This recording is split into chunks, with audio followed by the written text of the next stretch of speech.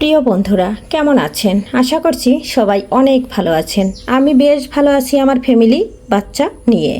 আর আপনারাও অনেক অনেক ভালো থাকার জন্য শুভকামনা করছি। অনেক ভালো থাকেন। আজকে আপনাদের সাথে শেয়ার করব কাঁকরোল ও ডিম আর আলু দিয়ে মজাদার একটা রেসিপি। দেখতে যেরকম দুর্দান্ত হয়, খেতেও কিন্তু অপূর্ব হয়। এটা দিয়ে নিমেষেই প্লেটের ভাত একদম খালি হয়ে যাবে। তবে সঙ্গে থাকুন, কিভাবে শুরু করি রান্নাটা। স্কিপ করবেন না, তাহলে বুঝতে পারবেন না। সঙ্গে থাকুন, দেখতে থাকুন।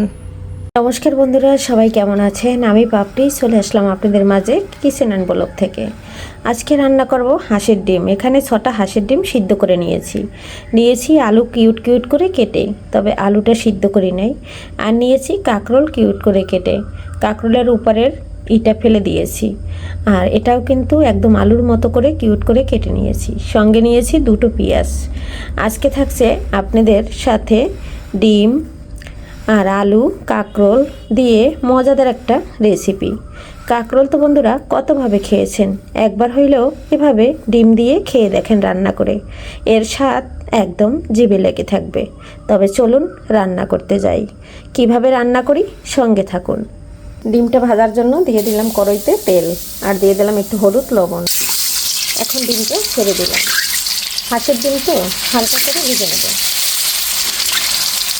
হাঁসের ডিম বেশি ভাজতে হয় না, তাহলে একদম শক্ত হয়ে যায়। সামান্য করে ভেজে নেব। ডিমটা তুলে নিচ্ছি। এখন ডিমটা আমার ভাজা ফাইনালি হয়ে গেছে। এরপরে আমি এই তেলের ভিতরে আলুটা ভেজে নেব। আলুটা ভেজে নিয়ে তারপরে কাঁকরোলটা ভেজে নেব। এখন তুলে নিচ্ছি। ভাজাটা কিন্তু হয়ে গেছে। সবসময় চেষ্টা করবেন হাঁসের ডিমটা এরকম অল্প ভেজে নিতে। সবগুলো ডিম একদম তুলে নিলাম। এই যে দেখুন, তেলের ভিতরে আলুটা দিয়ে দিচ্ছি। একটু লবণ আর হলুদ দিয়ে নেড়ে ছেড়ে দিচ্ছি। আলুটা খুব সুন্দর করে লাল করে ভেজে নিচ্ছি। বন্ধুরা, আলুটা কিন্তু লাল লাল করে ভাজা হচ্ছে, আরও একটু ভেজে নেব। আলুটা ভাজা হয়ে গেছে। এখন আমি ডিমের পাশে তুলে নিচ্ছি। কাঁকরোলটা হাইতে ভেজে নেব, কারণ এটা আস্তে জল দিয়ে ভাজা যাবে না। কাঁকরোলটাও কিন্তু আমি খুব সুন্দর করে ভেজে নিচ্ছি। তাহলে এখানে আর হলুদ আর লবণ দিচ্ছি না, যেটা আছে সেটা দিয়েই ভেজে নিচ্ছি। বন্ধুরা, কাঁকরোলটা ভাজা হয়ে গেছে। এতে দেখুন তুলে নিলাম। তুলে নিয়ে এই তেলের ভিতরেই ফোড়ন দিয়ে কিন্তু আমি রান্না করে নেব। এখানে কিন্তু আর তেল ব্যবহার করব না।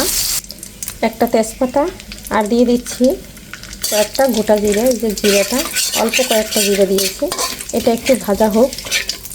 দিয়ে দিলাম দারচিনি 3 টুকরা আর 3টা লং, 2টো এলাচ দিয়েছি। এখানে দিয়ে দিলাম বড় সাইজের 2টো পেঁয়াজ। পেঁয়াজটা একটু ভেজে নেব। পেঁয়াজের ভিতর লবণটা দিয়ে দিচ্ছি, তাহলে পেঁয়াজটা খুব দ্রুত নরম হবে। এখানে পেঁয়াজ বাটা আর আদা বাটা দিয়ে দিচ্ছি। পেঁয়াজ আদা বাটা দিয়ে আমি একটু নেড়ে চেড়ে মিশিয়ে নিলাম। এখানে একটু জল দিয়ে দিলাম। এখানে নিয়ে নিচ্ছি হলুদ, নিয়ে নিচ্ছি ধনে জিরার গুঁড়া, নিয়ে নিচ্ছি মরিচের গুঁড়া। এখন আমি একটু জলে মিশিয়ে নিচ্ছি। লবণটা তো আগে দিয়ে দিয়েছি, লবণটা আর লাগবে না, পেঁয়াজের সঙ্গে দিয়ে দিয়েছি। এখন আমি মিশিয়ে নিলাম। একটু ভিজে নেব। মশলাটা একটু নেড়ে ছেড়ে দিচ্ছি। ভালো করে একটু কষিয়ে নিচ্ছি। তারপরে যে জলে মশলাটা দিয়ে রেখেছি সেটা দিয়ে দেবো। এখন আমি এই মশলাটা দিয়ে দিচ্ছি। বন্ধুরা, এই যে দেখুন মশলাটার কিন্তু তেল ছাড়তে শুরু করেছে। এই পর্যায়ে ভেজে রাখা কাঁকরোল আলু দিয়ে কষিয়ে নেব। তাহলে আমার মশলা আর সবজি একসাথে কষানো হয়ে যাবে। আমার গ্যাস কিন্তু সাশ্রয় হবে।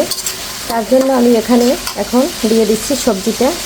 এই যে দেখুন সব কিছু দিয়ে দিচ্ছি সবজিটা। এখন আমি এটা ঢাকনা দিয়ে ঢাকার কোনো প্রয়োজন নাই। ভাজার সময় কিন্তু আমার 50% সিদ্ধ হয়ে গেছে। এখন কষাতে কিন্তু আরও 20% সিদ্ধ হয়ে যাবে। ঝোলের জন্য কিন্তু 30% বাকি থাকছে। আর এটা আমি ঢাকনা দিয়ে কষাচ্ছি না, আপনারা চাইলে দিতে পারেন, তাহলে কিন্তু কাঁকরোল আলুটা একদম গলে যাবে। আর এখানে 6টা ডিম আমি এই যে মাঝখান থেকে একটু ছেড়ে দিচ্ছি, তাহলে কি হবে, মশলাটা খুব সুন্দর করে প্রবেশ করবে। এই যে দেখুন বন্ধুরা, মশলাটা কিন্তু তেলটা একদম ছেড়ে দিয়েছে। আর এদিকে আমার মশলাটা কষানো হচ্ছে। এই পর্যায়ে ডিমটা দিয়েও একটু কষিয়ে নেব, তাহলে ডিমের ভিতরে খুব সুন্দর করে মশলাটা ঢুকবে। যেহেতু আমি মাঝখান থেকে একটু ছেড়ে দিয়েছি।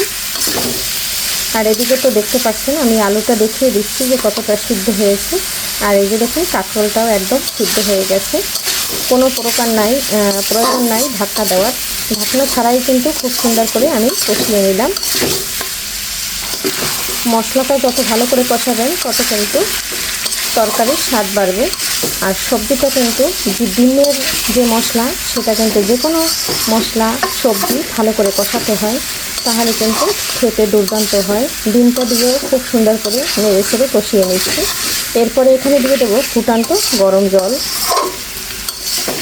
এই যে দেখুন একদম, আর ওই একবার যে তেল দিয়েছি সেই তেলেই কিন্তু আমার সম্পূর্ণ রান্নাটা হয়ে গেছে। একদম কিন্তু জল এখানে নেই। এই যে দেখুন তেলটা কিন্তু ছাড়তে শুরু করে দিয়েছে। যেহেতু আমি সব কিছু ভেজে রেখেছিলাম এর জন্য কিন্তু এখন তেলটা ছাড়তে শুরু করে দিয়েছে। সম্পূর্ণ কষানো হয়ে গেছে। এই পর্যায়ে জল দিয়ে দিচ্ছি। অবশ্যই আপনারা গরম জল দিবেন। গরম জলটা আমি দিয়ে দিচ্ছি। ঝোল যেরকম রাখবেন সেরকম জল দিবেন। ঝোলটা দেওয়ার সঙ্গে সঙ্গে ফুটতে শুরু করে দিয়েছে। একটু নেড়ে ছেড়ে দিচ্ছি। এখন একটু 10 মিনিট রান্না করে নিচ্ছি।